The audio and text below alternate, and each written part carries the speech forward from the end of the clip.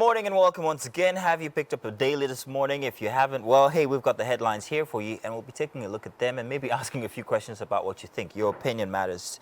Do remember now, hashtag Wake Up Nigeria on TVC if you want to get your opinion in. We'd love to read from you guys. We're starting today, Friday, the 7th of July 2023 with the Guardian newspaper. Big headline here. Advocacy for pay on death law heightens as unclaimed funds near 1.3 trillion naira. Plenty of talks about how many banks have all of these monies, which cannot be claimed by their owners or people next of kins and so on. At the top of the Guardian newspaper this morning, at 40, Guardian continues to influence government policies. Abiodun Osoba and Nigeria's 33 trillion naira stock market undervalued, trading at discount. Fuel subsidy is always a headline that you can expect to see on any of the dailies this morning.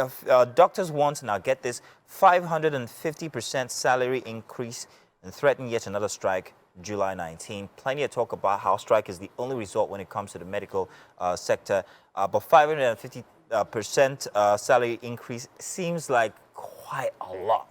And you can only expect that this is going to lead to plenty of talks on that ground. And at the bottom of the Guardian, asset declaration, court grants Abba Kyari 50 million naira bail. That story has almost disappeared from our consciousness, but apparently he's still being held, and the court has agreed to a 50 million naira bail, along with other needs. However, you might want to find that story on page 7 of the Guardian newspaper. Now, to continue, temporary relief as Tinubu defers suspends Buhari's 11th hour tax drive. A lot of this on another paper. We'll touch on that when we get to the other papers. Let's move on now to our next daily this morning, which is the Vanguard newspaper. And front and center for the Vanguard newspaper, Tinubu suspends, like I said, Finance Act halts 5% excise tax on telecoms. Along with that, plenty more. The writers here. State President committed to reviewing complaints about multiple taxes, says Alake, the spokesman. Our aim is to increase productivity and also not taxing poverty.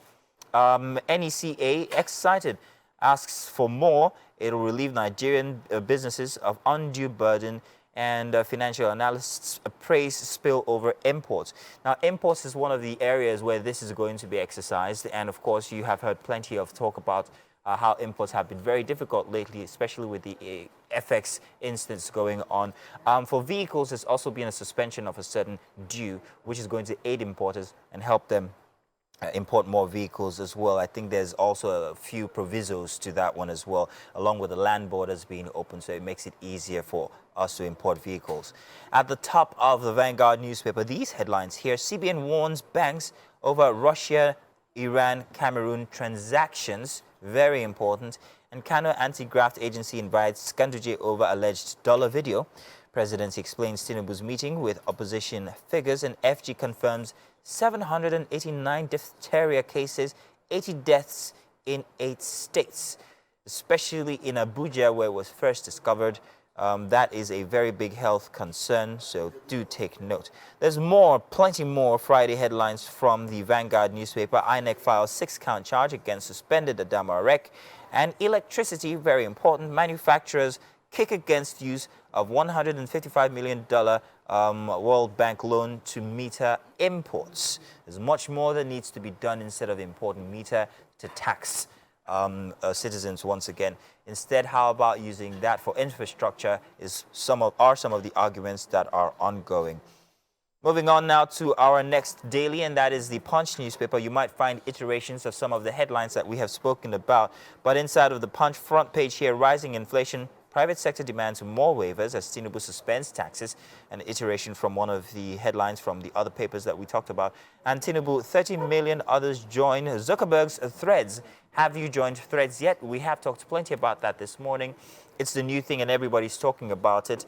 And of course, it's very easy to get on, but it is quite difficult to get off of. So you might want to think twice or maybe watch and see if you really want to get on it, because you stand a risk of losing other social media accounts.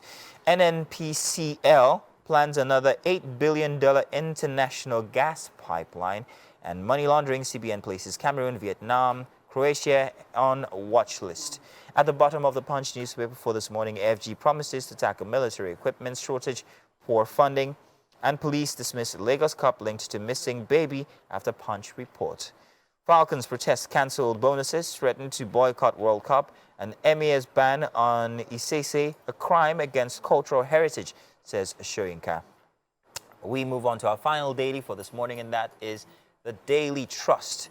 Real quick on the Daily Trust, very interesting headline here. As from before, Tinubu suspends 5% telecoms, vehicle import taxes, and others.